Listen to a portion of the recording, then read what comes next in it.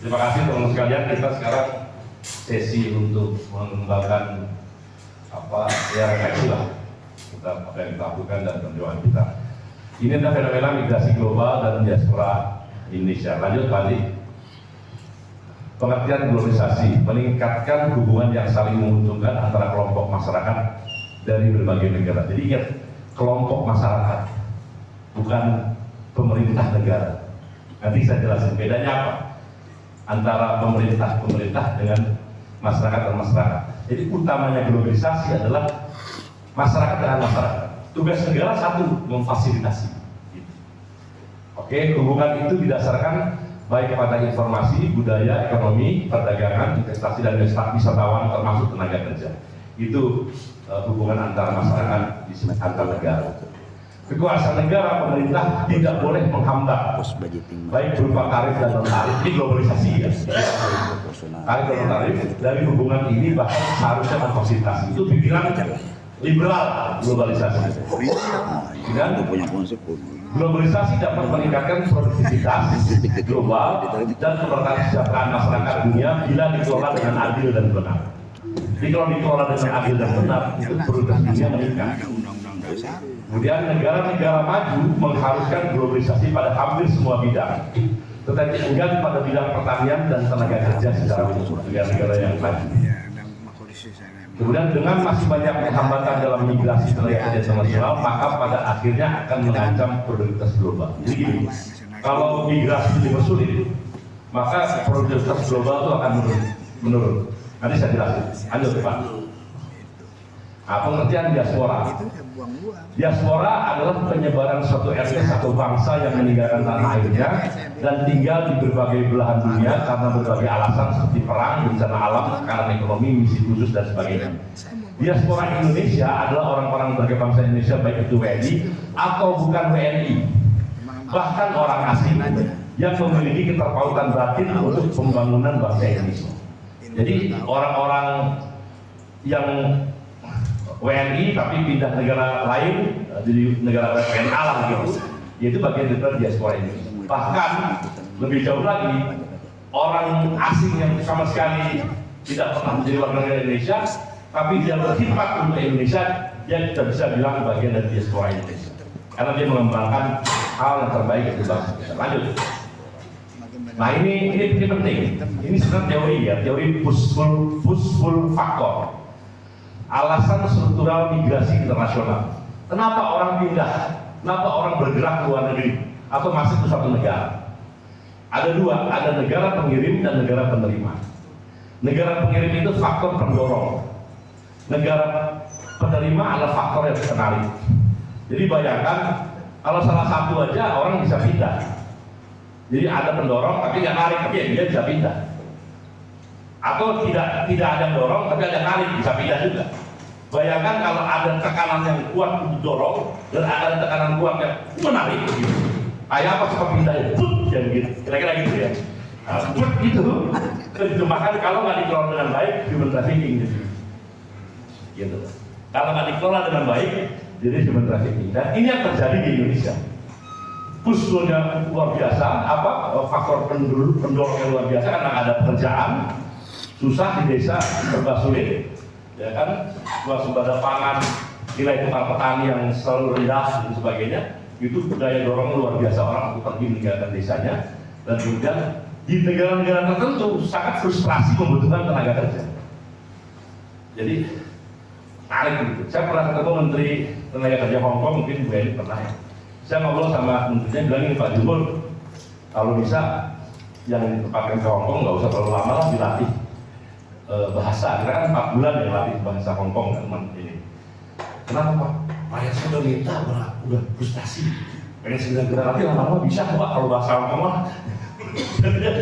Tapi pengen cepat sekali, karena rakyatnya lagi ke menterinya. Pak, bagi dong cepetan dong Pak, hubungi Indonesia supaya kirim yang minta rakyatnya. Nah, dan menterinya memfasilitasi ketemu saya. Bisa nggak Pak Jumur dipercepat aja, nggak usah 4 bulan pelatihan. Kira-kira kayak begitu. Saking menariknya begitu. Nah, faktor pendorong apa? Pengangguran terbuka maupun terselubung yang tinggi. Perbedaan upah antar negara yang menyolong. Ini juga bagian dari orang untuk pergi keluar.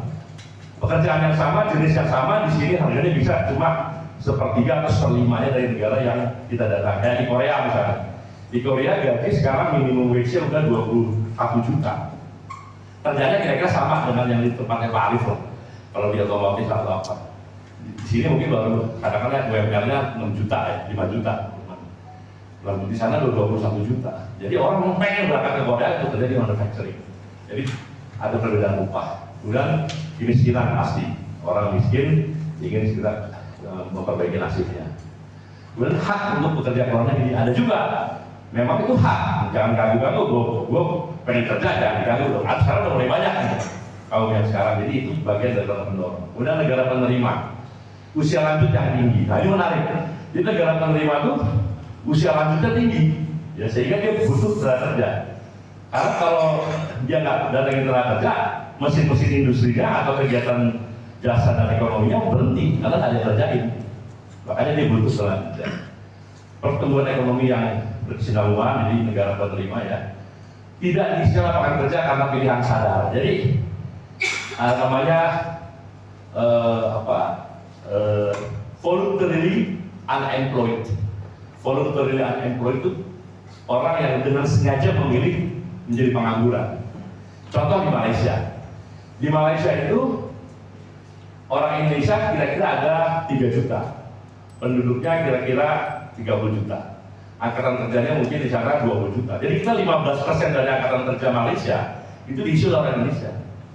Tapi di sana ada pengangguran. Ada pengangguran juga. Kenapa? Saya menunggu dibukanya perusahaan yang di kantor, di belakang meja. Tapi yang di kebun-kebun, di industri-industri itu banyak diisi oleh orang Indonesia. Jadi karena orang Malaysia malas ngisi itu. Jadi kalau seandainya diisi oleh orang Malaysia semua, ya nol. Pengangguran ya nol sebenarnya. Bukan jadi yang sukarela, saya nggak mau kerjaan itu, lebih baik saya nganggur gitu. Jadi itu juga udah tingkat kelahiran yang rendah, yaitu pasti kelahiran yang rendah ketika kita kerja. Globalisasi dalam investasi, perdagangan dan jasa akan menciptakan kebebasan migrasi manusia di dunia, sehingga membutuhkan intervensi pemerintah berupa regulasi, fasilitasi dan proteksi yang memadai dan bermartabat. Lanjut. Nah, 3 bahasan utama yang penting. Untuk sementara kita masih pakai yang lama dulu. TKI sektor informal.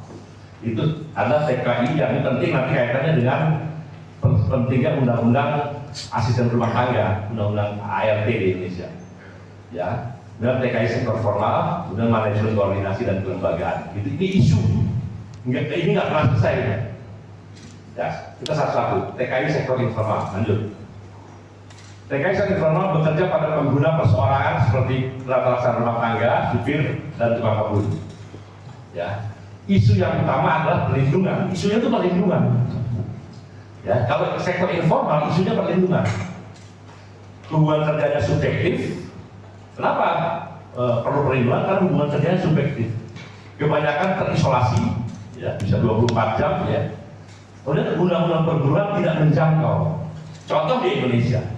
Kita punya 12 undang-undang tentang proteksi perburuan. Ya, ada 12 dari undang-undang tahun 51, undang-undang semua. Ada sekitar 12 undang-undang. Tapi undang-undang itu berhenti sampai pagar rumah kita. ART di rumah kita, tidak ada satupun undang-undang yang melindungi. Yang 12 itu nggak berlaku di rumah kita. Nah, ini ironis memang. Karena itu kita penting bagaimana undang-undang itu masuk ke dalam rumah tangga di rumah kita supaya terlindungi asisten rumah tangga. Jadi ketika kita diplomasi itu penting nih, Mbak Eni ya, kita minta tolong dilindungi dong TKI kita sampai informasi. Terus dia bilang ini, Bapak dokter undang-undang ART gitu. Dia bilang, loh Indonesia sekarang belum punya undang-undang ART, kok maksa-maksa kita bikin ART ini. Kira-kira itulah. Jadi ada resiprokal. Kalau kita nggak desak negara lain, Anda buat dong undang-undang yang bisa melindungi pekerja migran di rumah tangga. Dia jawab, Bapak udah punya belum Indonesia? Jadi kita malu. Karena ajas resiprokalnya sebenarnya nggak ketemu. Ya, hubungan kerja subjektif tahulah sampai 24 jam kan, yang penting nggak happen di situ ya. Bisa. Jadi betul-betul tidak terlindungi. Oke, lanjut. Kebijakan. Nah, kebijakan bagi sektor informal itu kalau orang jual beli, maaf ya, ini jual beli, namanya sender option. Sender option itu apa? Pengirim yang banyak menentukan syarat. Ya, pengirim harus banyak menentukan syarat. Karena penerima kadang-kadang dia udah yang penting nyampe. Tapi pengirim harus menentukan syarat. Karena kalau enggak akan silakan di sana dia. Jadi memastikan adanya peningkatan kualitas untuk menumbuhkan self protection. Jadi orang diberangkatkan, kalau dia nggak ngerti apa-apa, itu akan menjadi potensi untuk kekerasan. Karena nggak ngerti apa-apa, disuruh ini nggak ngerti, disuruh ini, makanya dilatih cerdas, makanya akan menimbulkan hak-haknya dan sebagainya. Itu perlindungan oleh dinas itu. Orang Filipina luar biasa. Wah, tugas saya kan di kontrak ini.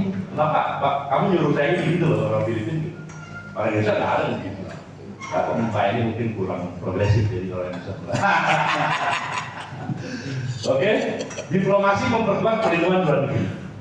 Negara diplomasi supaya memastikan ada kebijakan di negara penempatan itu untuk melindungi mereka. Ya, tadi berkaca ke belakang tadi. Kemudian mengubah live in menjadi live out. Ini di beberapa sudah mulai digunakan. Jadi pernah kerja pagi sampai sore. Dia kerja tinggal di asrama, pagi-pagi dia antar ke rumah masing-masing, gitu kan. Nanti sore dijemput lagi. Nah itu namanya live in menjadi live out system. Di Penang waktu zaman saya dulu udah pernah dimulai juga. Karena sekarang itu udah lebih banyak lagi harusnya. Jadi tidak tinggal di rumah. Penghentian penempatan, ini yang paling ekstrim. Ya udah, moratorium aja. Daripada banyak masalah, udah penempatan lagi. Nah, jadi kebijakannya sender option.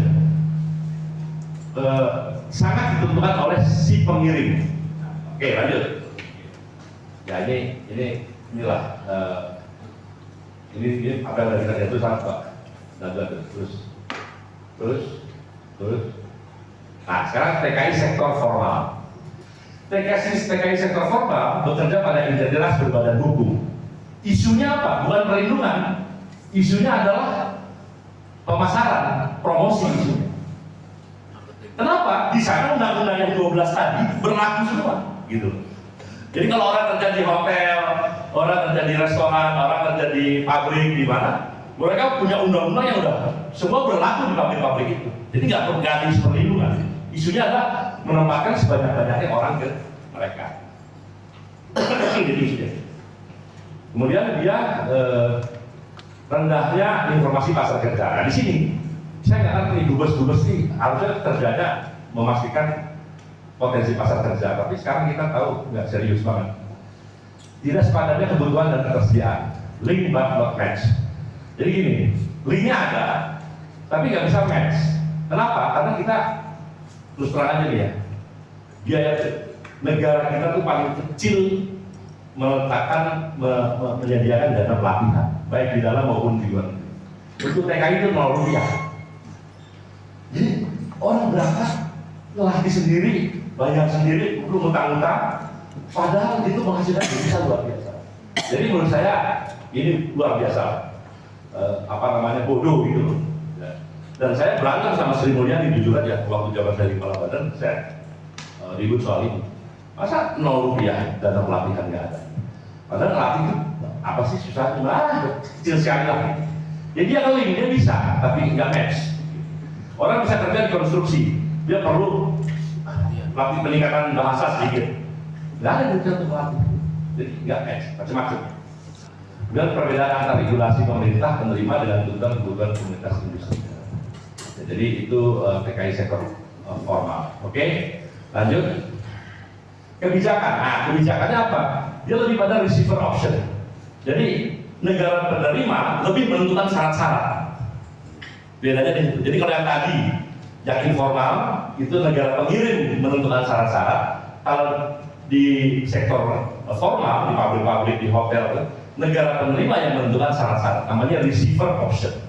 Ya, jadi kebijakannya apa? Market intelligence, pemasaran, upskilling, upgrading, adjustment training, dan macam-macam gitu. Kemudian diplomasi multilateral, bilateral, khusus yang jenis jabatan pekerjaan yang tidak jelasnya definisi independent profesional dan keimigrasian. Bekerja dengan center of excellence seperti universitas, politeknik, dan lain-lain. Nah, saya mau cerita soal keimigrasian ya. Jadi ada negara-negara namanya menganut rezim imigrasi konservatif dan negara-negara yang menganut rezim imigrasi progresif. Apa itu rezim imigrasi progresif dan konservatif? Yang konservatif begini, mempersulit orang luar masuk. Itu namanya konservatif. Kalau yang progresif mempermudah orang luar masuk, orang negara lain. Yang progresif contohnya apa? Ya kayak Amerika dulu progresif, tapi karena kejadian kemarin jadi konservatif. Korea, kemudian beberapa negara Malaysia. Jadi negara-negara yang progresif dalam menetapkan kebijakan imigrasinya, biasanya negara itu cepat berkembang, cepat maju. Kenapa? Karena dia nggak mempersulit orang masuk ke negaranya. Sejauh itu diperlukan oleh masyarakat. Nah, yang konservatif dia nahan-nahan. Eropa konservatif, Jepang konservatif, sehingga disusul sama negara-negara itu mulai disusul. Karena memang dia nggak punya orang, tapi nggak mau masukin orang.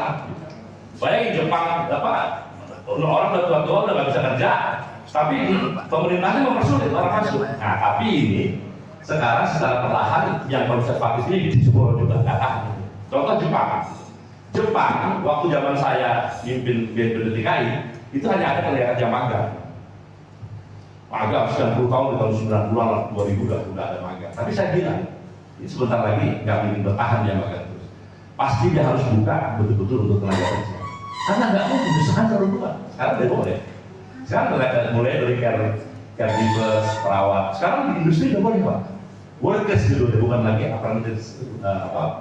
Jadi akhirnya memang dia nggak mau terbuka. Karena kalau nggak dia tinggal terus sama negara-negara pesaingnya. Orang nggak punya orang, nggak bisa dari pabrik-pabrik nggak ada bisa jalanin gimana? Nah, jadi itu kira-kira. Kemudian lanjut. Ini ada koordinasi. Nah, ini saya umum aja. Jadi gini, kita tuh pertama ya, diplomasi kita untuk perlindungan TKI itu diplomasi, kalau saya istilah itu diplomasi pegang burung.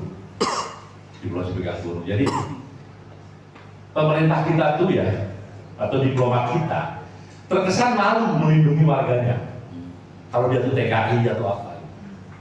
Wah ini luar biasa mengerikan ya. Padahal semakin beradab sebuah negara, siapapun warga negara yang bermasalah di luar negeri itu wajib dilindungi luar biasa.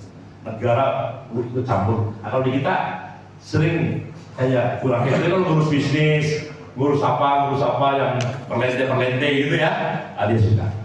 Nah, jadi diplomasi itu karena mental diplomat kita juga mental ya itu banyak yang inlander. Mental ngelihat orang lain itu waduh lebih hebat dari kita. Jadi gimana kita mau tolong lindungi nggak saya katakan. Jadi di kita tuh semuanya diurus sama KBRI dengan segala kesoktahuannya itu, segala saya ngerti semua. Kalau mau ngerti, ini ada perubahan undang-undang nggak bisa. Dan dia ganti-ganti kan. Kadang-kadang di sini negara ini pindah ke negara ini. Terus suruh ngurus TKI yang begitu rumit, berantakan bos. Kalau di Filipina itu ada kantor khusus. Di bawah ada 34 kantor di negara-negara tertentu. Karena itu di Filipina itu kira-kira 12% dari penduduknya tenaga kerja ke luar negeri. Dan 12 juta, 13 juta. Di kita cuma 6 juta, 7 juta. Dari 200, 300 juta. Nah jadi kita sudah bisa di Filipina. Tapi NPB TKI bisa bikin mau di sana. Tapi ternyata dijegal kiri kanan. Nah sekarang fakta terakhir nih Mbak Eni ya, coba jelaskan juga mungkin nanti teman-teman apa penyebabnya. Saya tuh ketika saya berhenti jadi kepala badan, orang yang meninggal di luar negeri itu banyak, sampai terakhir itu 113 orang yang meninggal di 2004. Sekarang setahun 700 orang yang meninggal, bahkan lebih. Kayaknya ada pembiaran nih, pembiaran trafficking, pembiaran apa, karena ada TPPO kan, tindak pidana perdagangan orang. Oh dari dulu udah ada itu bos, tapi mau menjalankan memang enggak gitu aja. Sekarang yang meninggal per tahun lebih di atas 700 orang. Itu Mbak, itu gimana menjelaskan? Kalau saya sederhana, ada pembiaran. Zaman saya kan termasuk saya berantem sama Mbak Eni ini soal KTKLN. Soal KTKLN saya berantem sama dia. Aktif tenaga kerja luar negeri. Nah itu nanti mungkin ada tanya jawab soal itu, saya jelasin agak menarik lah. Tapi intinya faktanya data itu saya berhasil menurunkan, dan sekarang naik lagi sampai 700. Berapa kali lipat Pak? 5 kali lipat. 5 Ngeri ya orang meninggal karena nggak diuruskan. Terima kasih. Nanti kita diskusi. Assalamualaikum warahmatullahi wabarakatuh.